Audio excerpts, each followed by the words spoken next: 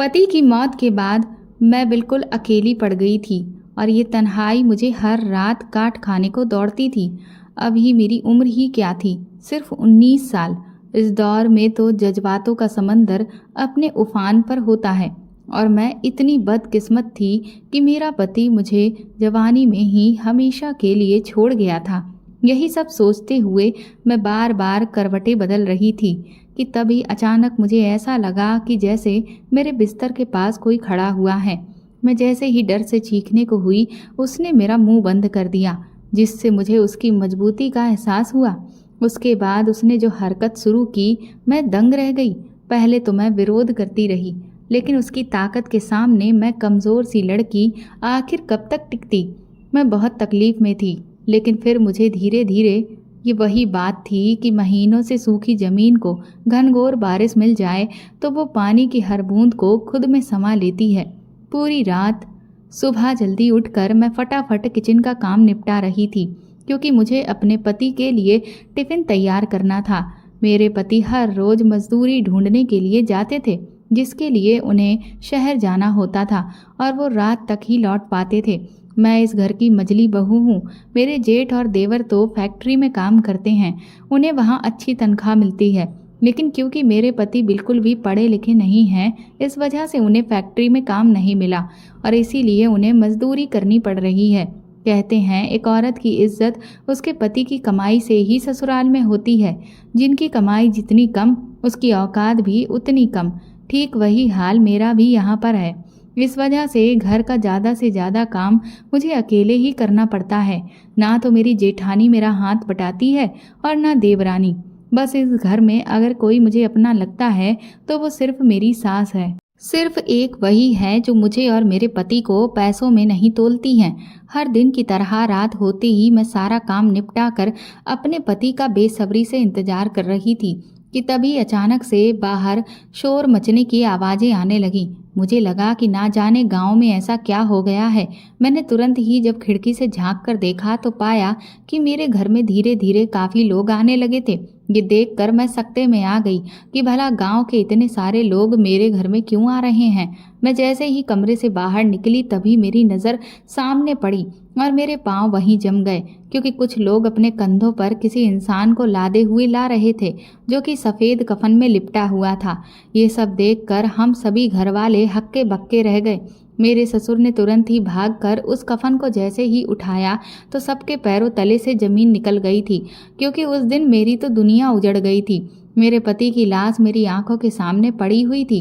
मैं जैसे तैसे मरे हुए कदमों के साथ उनके करीब गई और धड़ाम से नीचे गिर पड़ी। लोगों की बातों से मुझे ये पता चला कि आज मेरे पति का एक्सीडेंट हो गया था और उनकी ऐन मौके पर ही मौत हो गई थी। रो रो कर मेरा बहुत बुरा हाल था।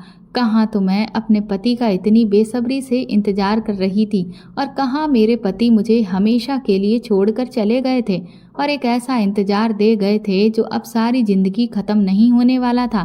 अगले दिन सुबह मेरे पति का अंतिम संस्कार कर दिया गया और मैं एक सुहागन से विधवा बन चुकी थी और सफ़ेद साड़ी में लिपट चुकी थी।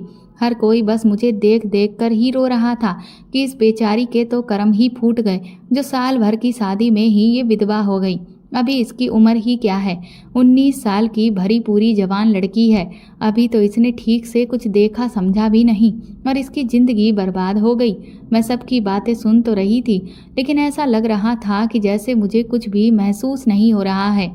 मेरे आंसू भी अब सूख चुके थे। इस सदमे में बैठी हुई मैं अपनी अब तक की पूरी ज़िंदगी के बारे में सोचने लगी। मुझे याद है जब मैं 6 साल की थी तब मेरे पिता का हद से ज़्यादा शराब पीने की वजह से देहांत हो गया था और पिता की मौत का सदमा माँ बर्दाश्त नहीं कर पाई, इसलिए वो बहुत बीमार रहने लगी और बस 1 साल के बाद वो भी मुझे इस दुनिया में छोड़कर अकेली चली गई। उसके बाद मुझे चाचा चाची अपने घर ले गए। कुछ दिन तो उन्होंने मुझे अच्छे से रखा, लेकिन फिर उसके बाद उनका रवैया मेरे प्रति बिल्कुल बदल गया। चाचा चाची मुझे हर रोज़ तरह तरह के ताने देते थे और घर का पूरा काम मुझसे करवाते थे। गांव में जो भी 1-2 मेरी सहेलियां थीं वो मुझसे अक्सर कहती, रचना तू फिक्र मत कर, भगवान का दिल इतना भी छोटा नहीं है। तू देखना, तुझे एक दिन बहुत सुंदर राजकुमार ब्याह कर अपने साथ ले जाएगा और तेरी जिंदगी के सारे दुख दर्द को ख़त्म कर देगा। उनकी बातों से मुझे उम्मीद मिलती थी और मैं तब से ही अपने सपनों के राजकुमार के बारे में दिन रात सोचने लगी थी और इंतज़ार करती थी कि ना जाने वो कब आएगा और मुझे इस नर्क से मुक्ति दिलाएगा। फिर एक दिन जब मैं खेतों से काम करके घर लौटी तो मुझे पता चला कि मेरी शादी तय कर दी गई है। पहले तो मैं ये बात सुनकर खुश हुई, लेकिन जब मुझे ये पता चला कि मेरी शादी जिससे हो रही है वो मुझसे पूरे 20 साल बड़ा है तो मेरे पैरों तले से ज़मीन निकल गई थी। मैंने जब चाचा से इस बारे में बात की तो वो मुझ पर चिल्लाते हुए कहने लगे कि तू क्या कहीं की राजकुमारी है जो तेरे लिए कोई नया नवेला जवान लड़का बैठा होगा।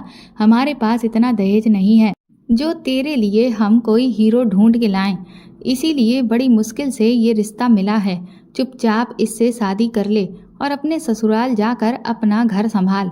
मुझे याद है उस दिन मैं बहुत रोई थी, रो रो कर भगवान से यही शिकायत करती थी कि आखिर उसने किस कलम से मेरी किस्मत लिखी है। क्या सारी दुनिया के दुख दर्द सिर्फ मेरी किस्मत में ही लिख दिए हैं। लेकिन फिर भी मैंने इसे अपना भाग्य समझा और सोचा कि शायद मेरा पति अच्छा हो और वो मुझे सारी खुशियाँ दे जो मैं अब तक चाहती थी।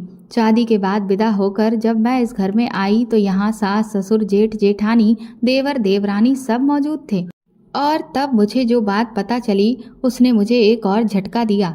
मेरा पति तो पहले से ही शादीशुदा था।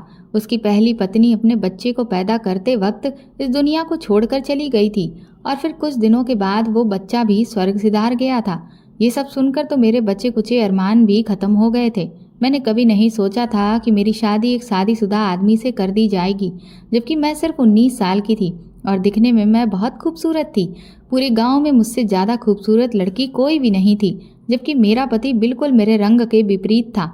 हालांकि मेरे ससुराल में पैसों की बहुत ज़्यादा कमी नहीं थी, क्योंकि मेरे ससुर के पास बहुत सारे गाय भैंस थे जिससे वो दूध का व्यापार किया करते थे, जिसमें कई नौकर भी लगे हुए थे। इसीलिए सब लड़कों की सिर्फ ठीक ठाक कमाई होने के बावजूद भी घर में हर सुविधा मौजूद थी। कुछ ही दिनों में जब मैंने अपने पति के स्वभाव को जाना तो मुझे इस बात की तसल्ली हुई कि वो इतने भी बुरे नहीं हैं जितना मैं उन्हें समझ रही थी। धीरे धीरे मुझे अपने पति से बहुत लगाव हो गया और बस मैं उनमें ही अपनी दुनिया देखने लगी थी। हालांकि मैं इस बात से काफ़ी परेशान रहती थी कि मेरी जेठानी और देवरानी दोनों ही मुझ पर हुक्म चलाती हैं, लेकिन मेरे पति हमेशा मुझे समझाते रहते थे कि जब तक उनकी हैसियत बढ़ नहीं जाती बस तब तक ही मुझे ये सब बर्दाश्त करना होगा।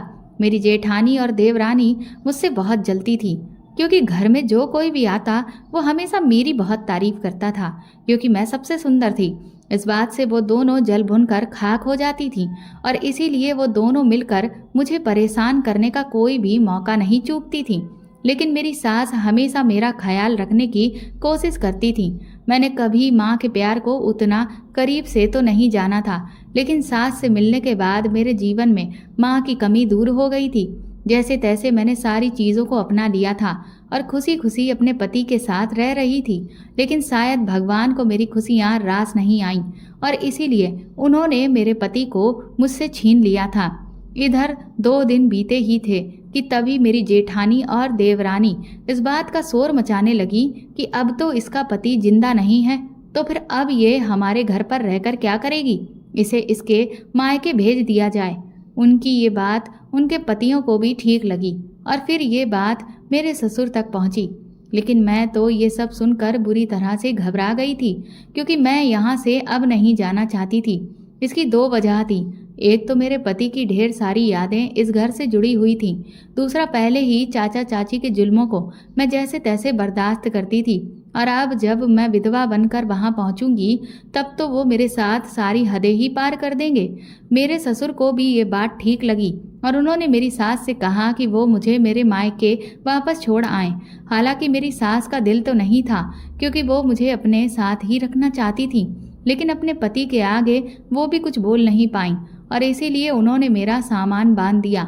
मैं उनसे गले लगकर खूब रो रही थी और वो भी मुझे खूब प्यार कर रही थी, लेकिन मैं उनकी मजबूरी समझ रही थी।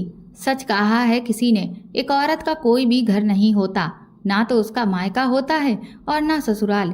लेकिन इस वक्त मैं सबसे ज़्यादा इस बात से डर रही थी कि मैं चाचा चाची के घर अब कैसे रहूँगी। वो लोग ना जाने मेरा क्या हाल करेंगे।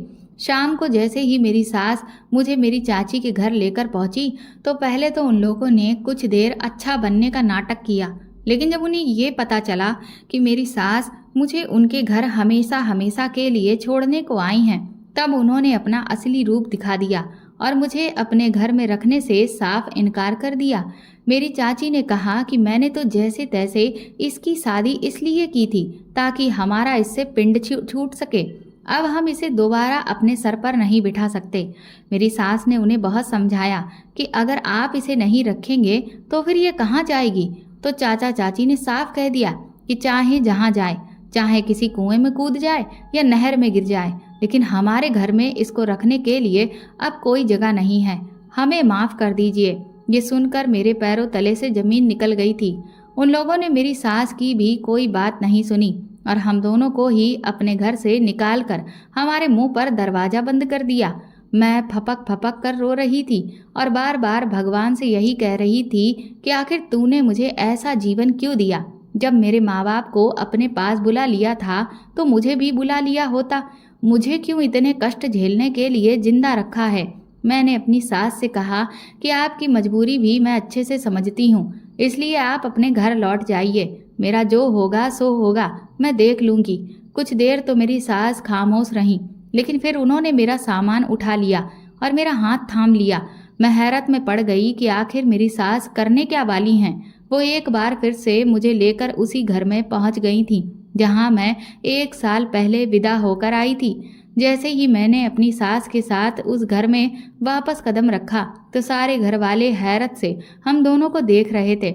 मेरी जेठानी तो तुरंत ही तपाक से चीखने चिल्लाने लगी कि इसे अब यहाँ वापस लेकर क्यों आई हैं। जेठानी को चिल्लाता देख देवरानी ने भी अपनी आवाज़ बुलंद कर दी और फिर धीरे धीरे जेठ, देवर, ससुर सब एक ही सुर अलापने लगे। ये सब कुछ देखकर मेरा सर तो बुरी तरह से घूम रहा था, लेकिन तभी अचानक वो हुआ जिसकी कल्पना मैंने कभी सपने में भी नहीं की थी।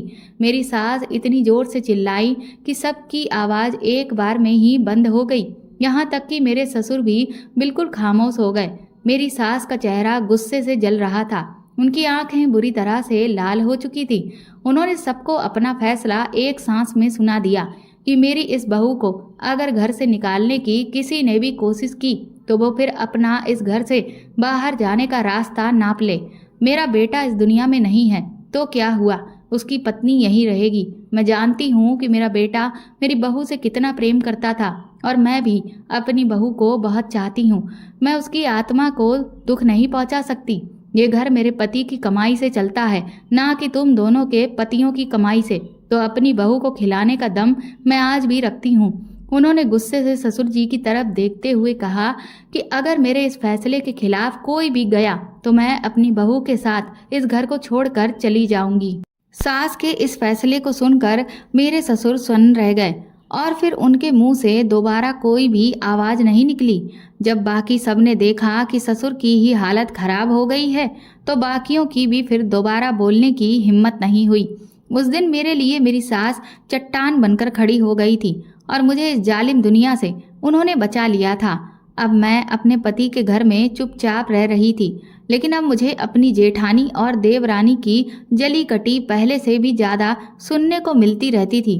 धीरे धीरे मुझे इस बात का एहसास होने लगा कि मेरे जेठ और देवर की नज़र मेरे लिए कुछ बदल सी रही है, क्योंकि अब उनका मेरे प्रति रवैया थोड़ा सा नरम होने लगा था। जबकि पहले तो वो लोग मुझसे बहुत सख्ती से बात करते थे, लेकिन अब जब कभी भी उनकी पत्नियां मुझे लेकर कुछ भी बुरा बोलती तो वो उनकी बात को काट दिया करते थे, जिससे मुझे ये लगने लगा कि कहीं उनकी नीयत में कोई खोट तो नहीं हो रहा है।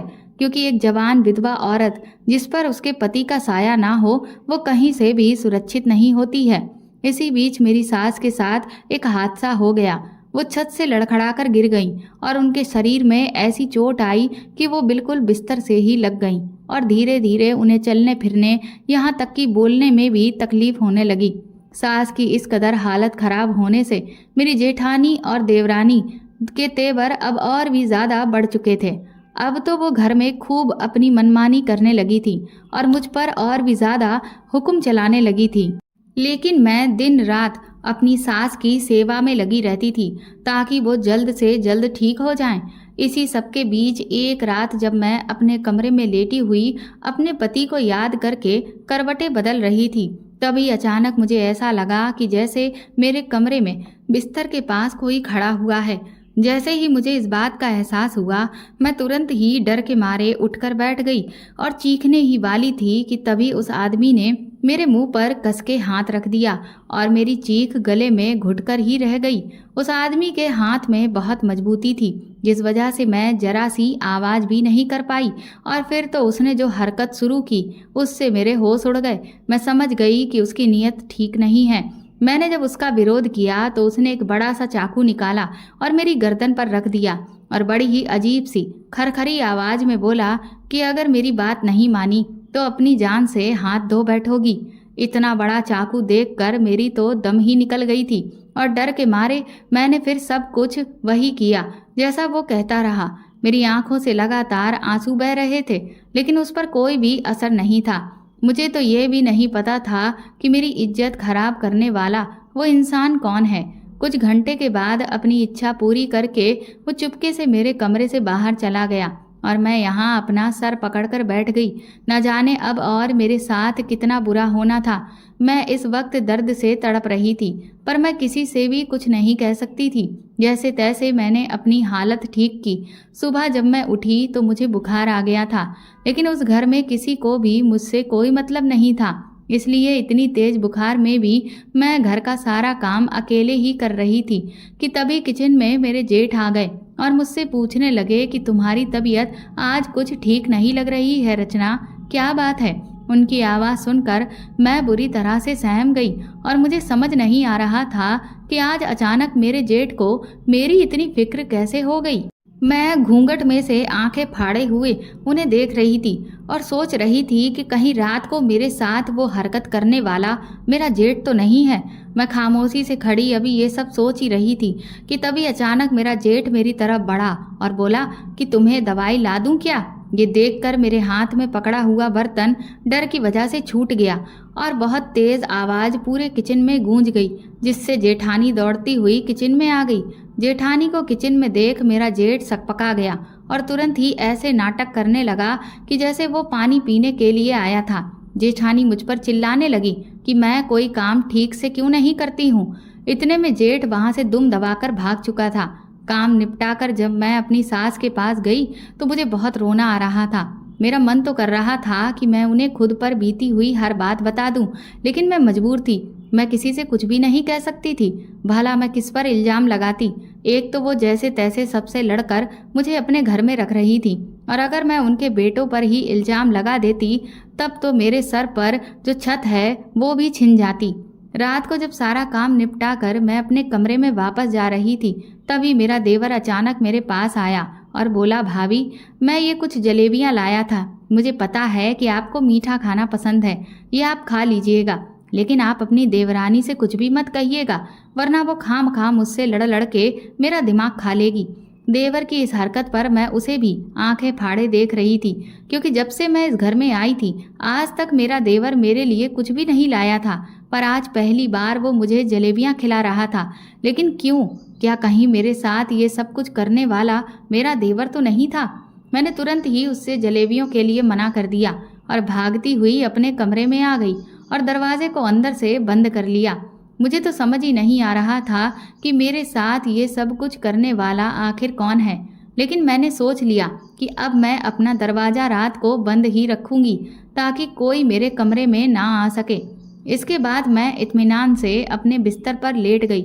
अभी कुछ ही देर बीती थी कि तभी अचानक वही आदमी चाकू लेकर मेरे करीब आ गया। मैं तो दंग रह गई थी कि जब मैंने दरवाज़ा अंदर से बंद कर लिया है तो फिर ये आदमी अंदर कैसे आ गया। वो मुझसे कहने लगा, अपने आप को बहुत चालाक समझती है, लेकिन मैं तुझसे भी ज़्यादा चालाक हूँ। मुझे अच्छे से पता था कि आज तू कमरे का दरवाज़ा बंद कर लेगी, इसीलिए मैं पहले ही कमरे के अंदर आकर छुप गया था। उसकी ये बात सुनकर मेरे तो होश ही उड़ गए थे। मैंने उसके आगे हाथ जोड़े और रोते हुए कहा कि तुम मेरी ज़िंदगी क्यों ख़राब कर रहे हो? आखिर तुम मेरे साथ ऐसा क्यों कर रहे हो? तो वो कहने लगा कि क्योंकि तुम बहुत सुंदर हो। मैं क्या करूं? और फिर तुम्हें भी तो आखिर इस सब की ज़रूरत होगी। तुम एक विधवा हो और अभी तो तुम्हारी उम्र बहुत कम है। पति की कमी तो खलती ही होगी, इसीलिए मैं तुम्हारे पति की कमी पूरी करने आया हूँ। मैंने उससे कहा अपनी बकवास बंद करो, तो उसने तुरंत ही मेरे गले पर फिर से चाकू रख दिया और बोला कि अगर जरा भी तेज आवाज में मुझसे बात की तो यहीं पर तेरा किस्सा खत्म कर दूंगा।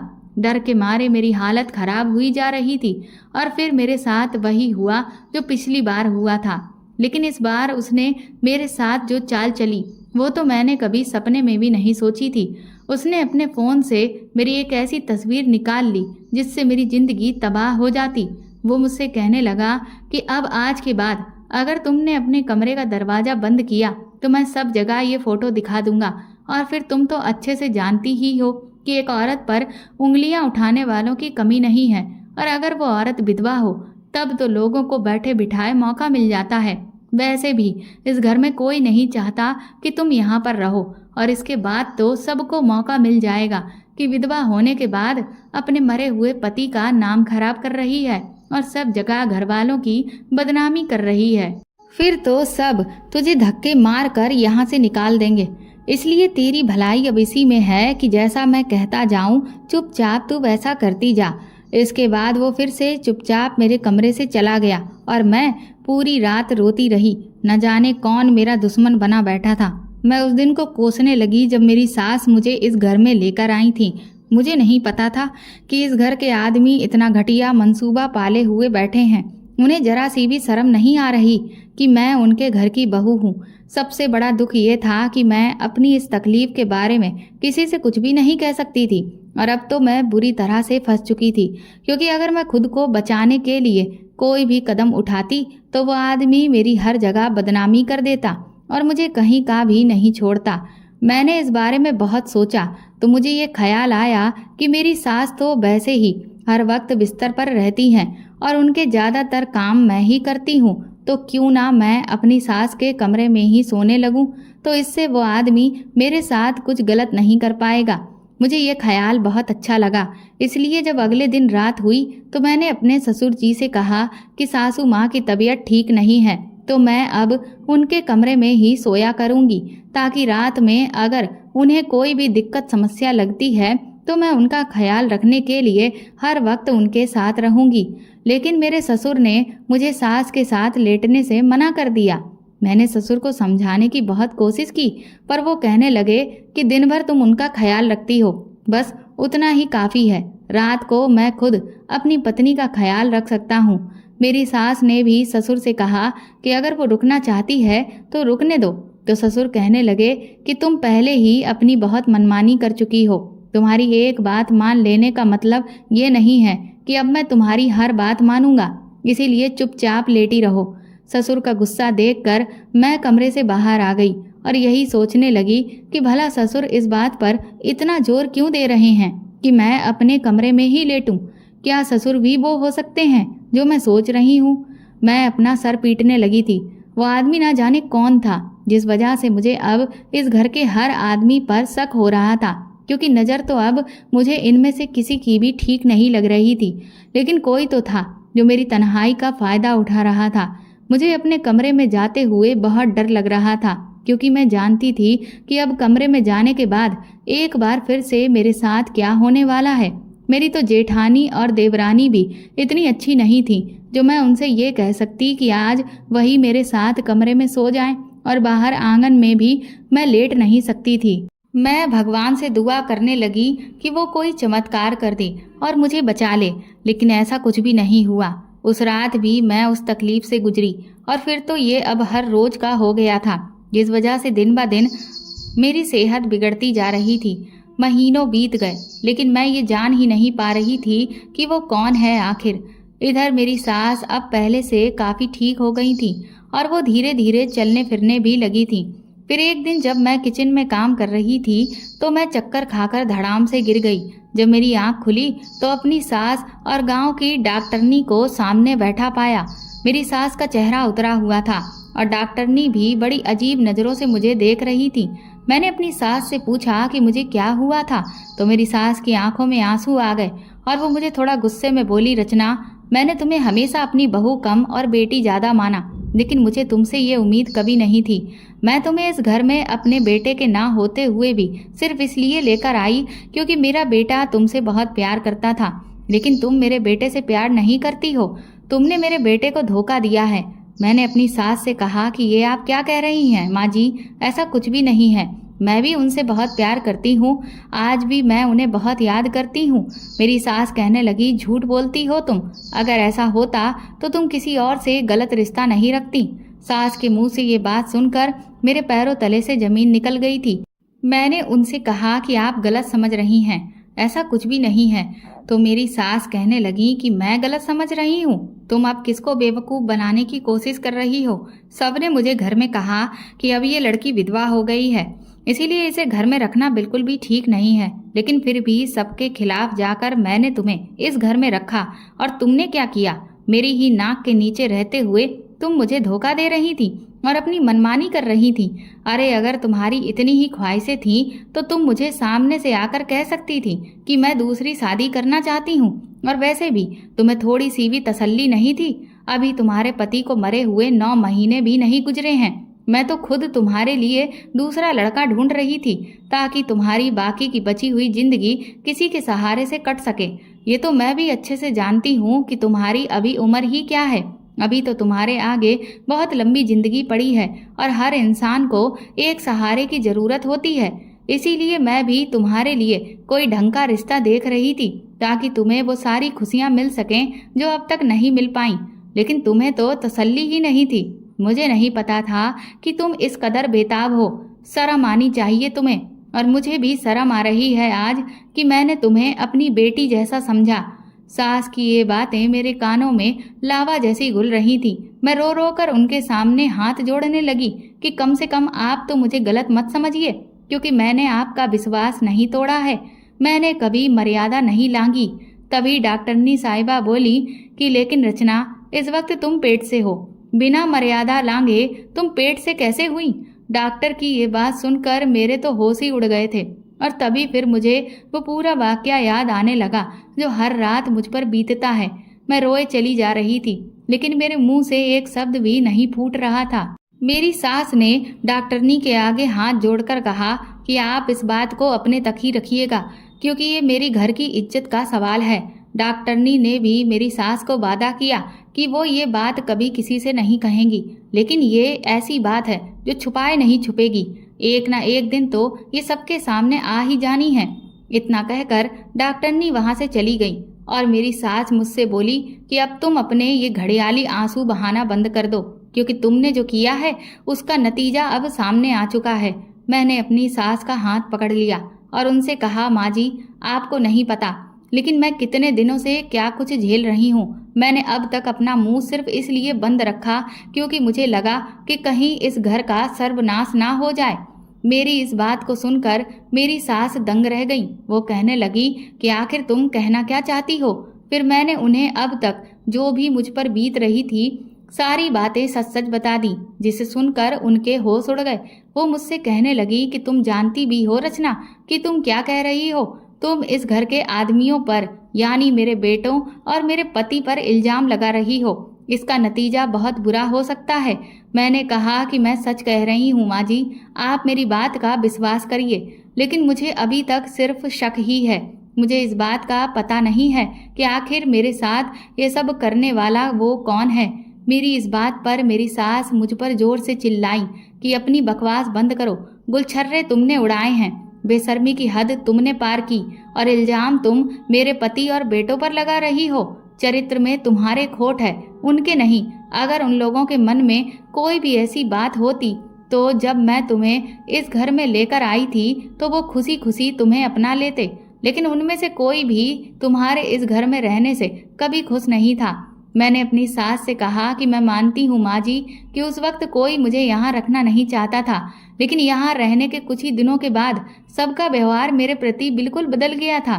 जो लोग मुझसे पहले बहुत सख्त तरीके से बात करते थे वो अचानक से नरम क्यों पड़ गए थे।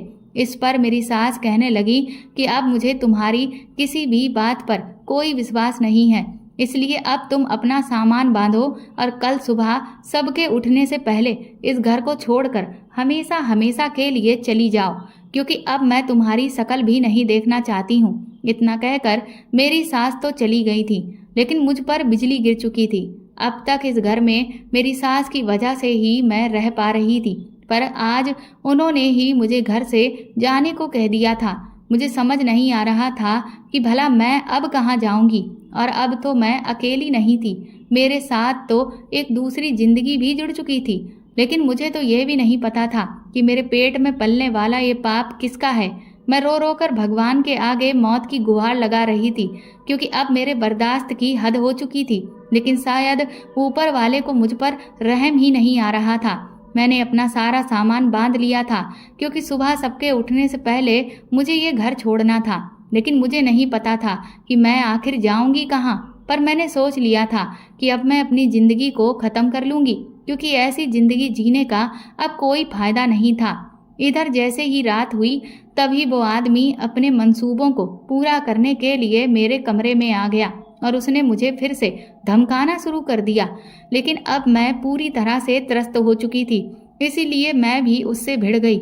वो मुझे मारने की धमकी देने लगा, तो मैंने उससे कहा कि अब तुम मुझे मार ही डालो, क्योंकि अब मैं ऐसी जिंदगी नहीं जीना चाहती।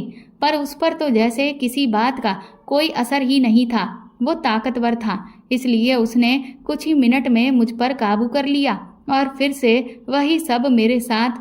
लेकिन तभी अचानक उसके सर पर किसी ने बहुत जोर से डंडा मारा, जिससे उसकी जोरदार चीख निकल गई और वो धड़ाम से जमीन पर गिर गया।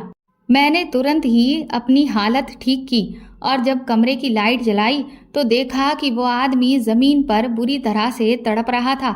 उसके सर से खून निकल रहा था। लेकिन भला उसके सर पर ये डंडा किसने मारा? जब मैंने सामने खड़े हुए शख्स को देखा तो वो और कोई नहीं बल्कि मेरी सास थी। मैं तुरंत ही उनके गले से लग गई, क्योंकि आज मुझे मेरी सास ने बचा लिया था। उन्होंने जैसे ही उस शख्स को पलट कर देखा तो हम दोनों के होश उड़ चुके थे, क्योंकि वो और कोई नहीं बल्कि राजू था। दरअसल राजू मेरे ससुर जी की डेयरी पर काम करता था, जहां उन्होंने गाय भैंसों को पाल रखा था। मेरी सास ने उसे डंडा दिखाकर डराते हुए पूछा कि तूने मेरी बहू के साथ ऐसा क्यों किया? तो वो कहने लगा कि माँ जी, मुझे माफ़ कर दीजिए। आपकी विधवा बहू को देखकर मेरी नीयत बहुत खराब हो गई थी, क्योंकि ये मुझे हमेशा ही बहुत सुंदर लगती थी और फिर इसका पति मर गया तो मुझे लगा कि अब तो मेरा रास्ता पूरी तरह से साफ हो गया है। इसीलिए मैंने पहले घर में अपना आना जाना बढ़ाया। रोज शाम मैं मालिक के साथ बचा हुआ सामान लेकर घर आता था और मैंने ये जान लिया था कि रचना का कमरा सीढ़ियों के पास है और छत बिल्कुल खुली हुई। इसीलिए मैं पीछे खेतों की तरफ से ईंटों पर पैर रखकर आराम से छत पर चढ़कर इसके कमरे में छुपकर बैठ जाता था। मुझे लगा था कि पहले ये इनकार करेगी, लेकिन फिर ये भी मान जाएगी, क्योंकि इसकी अभी उम्र ही क्या है, इसे भी तो इस सब की कमी लगती होगी। लेकिन ये तो हर रोज इनकार करती थी। तब मैंने इसे डराने का सहारा लिया। रात में इतना शोर शराबा सुनकर घर के बाकी लोग भी दौड़े हुए चले आए और सास के हाथ में डंडा और जमीन पर राजू को पड़ा हुआ देखकर सबके होश उड़ चुके थे। इससे पहले कि कोई कुछ भी पूछता, मेरी सास ने तुरंत ही राजू का फोन उसकी जेब से निकाला और उसे भी डंडे से मार मार कर चकनाचूर कर दिया। दरअसल मैंने अपनी सास को ये भी बता दिया था कि किस तरह से उस आदमी ने मेरी गलत तस्वीर ले ली है। इतनी सब भयानक स्थिति में भी मेरी सास ने अपनी सूझबूझ से काम लिया था और वक्त रहते हुए न सिर्फ मेरी तस्वीर बल्कि उसके फ़ोन तक को ख़त्म कर दिया था। सब लोग एक सांस में पूछने लगे कि आखिर मेरी सास ने ऐसा क्यों किया। तो मेरी सास ने सबको ये बताया कि राजू रात को रचना के कमरे में गलत इरादे से घुस आया था, जिसे सास ने देख लिया। उन्हें पहले तो लगा कि वो कोई चोर है, लेकिन जब वो ये समझ गई कि ये इंसान मेरी बहू के साथ गलत हरकत करने की कोशिश कर रहा है, तो मुझे बचाने के लिए उन्होंने ये डंडा उठाकर इसके सिर पर मार दिया। इतना सुनना था कि मेरे ससुर, जेठ, देवर सब ने राजू की खूब पिटाई की और उसके बाद उसे पुलिस के हवाले भी कर दिया।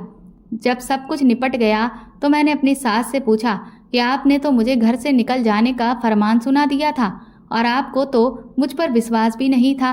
तो मेरी सास कहने लगी कि मैं जानती हूँ रचना, मैंने तुम्हारा दिल दुखाया है। उस वक्त मुझे तुम पर विश्वास नहीं हुआ था, लेकिन ना जाने क्यों मेरा दिल मुझे बार बार चिल्ला चिल्ला के कह रहा था कि मेरी बहू ऐसी नहीं है। और इसीलिए जब रात हुई तो मैं एक बार इस बात को पुख्ता करने के लिए आंगन के पास खुद छुपकर बैठ गई। मैंने सोचा कि अगर तुम्हारी बात में जरा भी सच्चाई है तो वो आदमी आज रात फिर भी आएगा।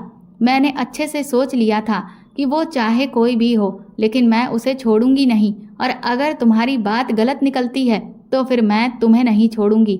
मैंने अपनी सास को गले से लगा लिया। मैंने कहा कि आपने भले ही मुझे पैदा ना किया हो, लेकिन आप ही मेरी सच्ची माँ हो, क्योंकि आपने हमेशा मेरी रक्षा एक सगी माँ की तरह ही की है।